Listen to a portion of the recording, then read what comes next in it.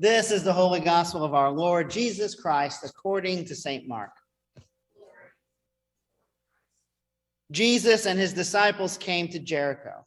As he and his disciples and a large crowd were leaving Jericho, Bartimaeus, son of Timaeus, a blind beggar, was sitting by the roadside. When he heard that it was Jesus of Nazareth, he began to shout and say, "Jesus, son of David, have mercy on me."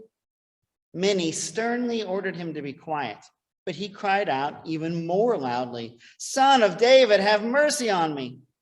Jesus stood still and said, "Call him here." And they called the man, saying to him, "Take heart, get up, he is calling you."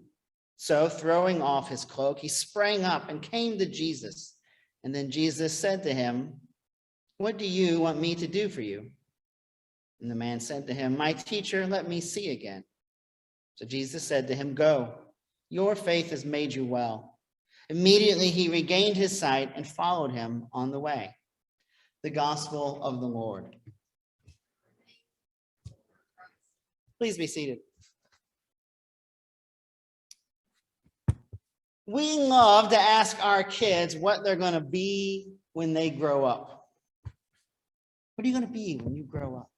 And the idea here, it seems, is that we're asking them sort of what their career or job is going to be.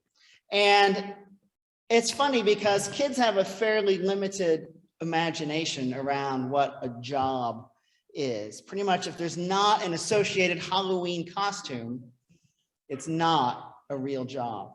In fact, we had this problem in my house because my wife, who's an accountant, which is not the most fun of Halloween costumes, they didn't believe she actually had a job, even though she works much more than me and actually makes a lot more money than I do. She has the real job, but I had a Halloween costume job, and so the kids were much more likely to believe that I worked rather than my wife. It didn't really help that she always works from home too, but kids have this sort of limited idea of what they can do, and it's especially constrained by what they know of people around them, right? If you've never met an archaeologist, maybe you'll never consider that you could be an archaeologist. And there are lots of jobs that need to be done that people don't probably aspire to either, right? Like no one growing up says, "I want to be a wealth advisor." Although they're really important if you have wealth, I guess. I don't know. I don't have wealth, so I don't have a wealth advisor.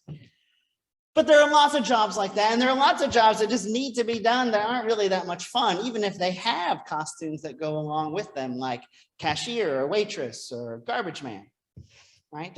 But they're important and they're worthy of dignity and respect. And I think we've all had a big lesson in the importance of the work that people do. And lots of people in this last year and a half have been reassessing what it is they're doing with their life and how they want to continue to live. I imagine lots of people are thinking about what they wanted to be when they were kids and reassessing where they are and seeing if they can't, maybe, if not, that, then maybe they can do something else. But like I said, lots of kids have a limited idea. And a couple years ago, when we could actually walk into the school, in the hallway in my oldest child's room, they had, all the kids were talking about, this is like 4th or 5th grade, what they wanted to be when they grew up.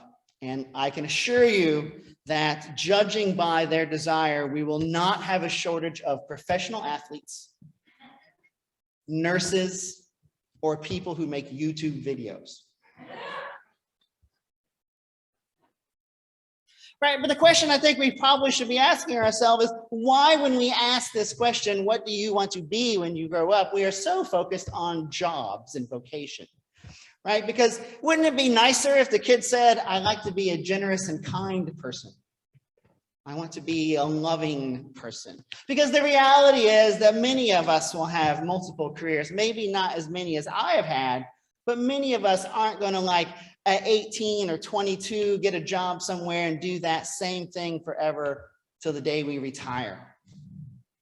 Right? That's just really not how the world works. And our work life is such a small portion, although it has outsized importance, there are so many other roles in which we live. We are citizens, and we are friends, and we are members of churches, and we're brothers and sisters and sons and daughters and husbands and wives and mothers and fathers. There are so many things that each of us do, that we encompass, not just one thing. I used to be an engineer, and people would sort of extrapolate lots of things about engineers, about me, from the fact that I had this particular job, right? That I thought in a certain way, or that my mind worked in a certain way. And maybe there was a little bit of truth in that, but it was certainly not the entirety of who I was. In fact, I didn't want to be an engineer.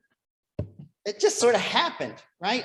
I joined the Navy. They said, you should do this. I did that. And then from that, I did this. And from that, I did this. And then next thing you know, I'm an engineer. Poof. And finally, I decided, what do I want to be when I grow up, like at around age 40. And lots of people around age 40 have this sort of discussion with themselves, I think. And I thought, priest. Yes, that's what I want to be when I grow up, priest. Now I want to be retired. Yeah. No, I love what I do. Don't get me wrong. But, there was a cartoon the other day, and there was a husband and a wife, and, they were pictured as older people. And the wife says, what are you going to do today? And he says, I'm not going to do anything. She said, you did that all day yesterday. And he says, but I wasn't finished.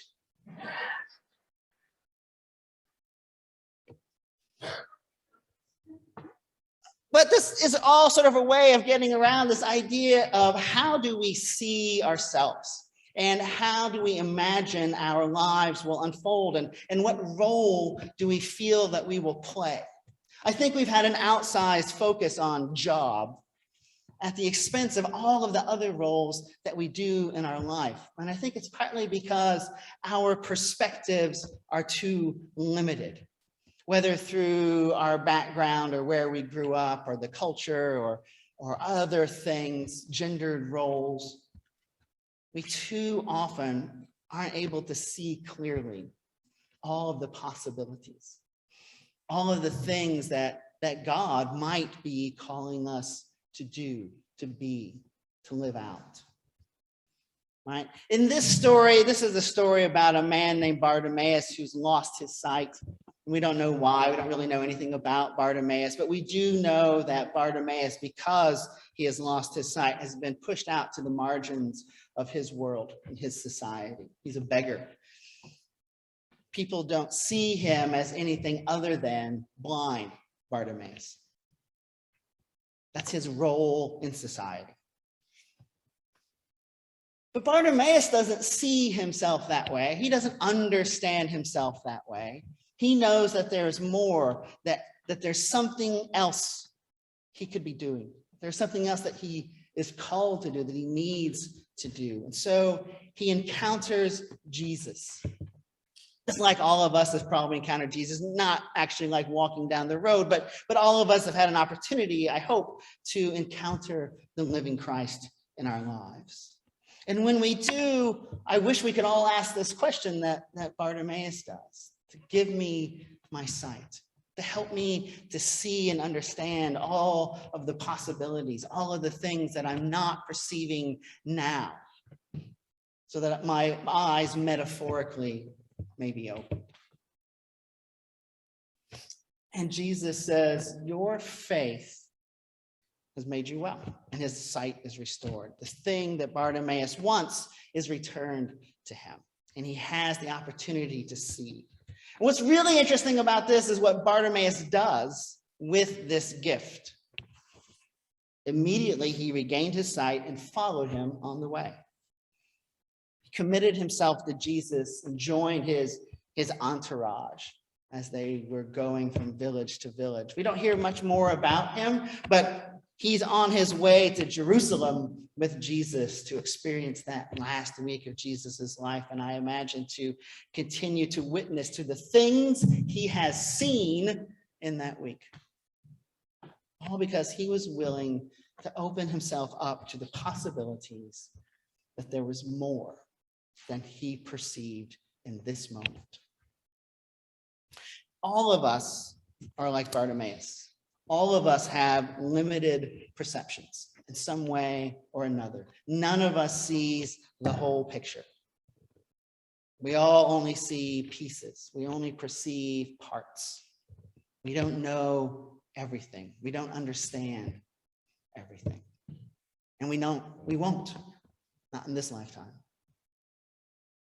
We are limited in this way. Even though most of us don't see ourselves as limited, we all are. We all have ways in which we cannot take in the totality of the reality around us. And yet through faith, right? And through faith, I don't mean just like believe in Jesus, right? I'm talking about doing the work of faith, right? Of joining in the community of faith, of participating in worship, of developing a life of prayer, of serving others, right? Doing the things that Jesus did for those who are marginalized and oppressed and in need. About studying the story of God and God's people so that when we understand how God appeared in the past, we can more clearly see how God is present and working in our lives around us right now. Of practicing and cultivating a spirit of generosity. And most importantly, perhaps taking Sabbath, taking time to set aside the cares of the world to focus again on our relationship with God, on our relationship with creation, and our relationships with one another. All of those things, worship and prayer and service and study and generosity and Sabbath, they are all the disciplines of faith. And so when we do those things, when we build our lives around this example that Jesus gave us and these teachings that he shared with us, we begin to perceive more. And we begin to understand that there is so much more to be seen and so much more to be done, so much more to understand and praise. That opening ourselves up, like Bartimaeus, to metaphorically expanding our vision so that we can take in the totality of what God invites us into, will help us as we practice faith to understand who we are supposed to be when we grow up. Children of God, followers of Jesus, Christians. Amen.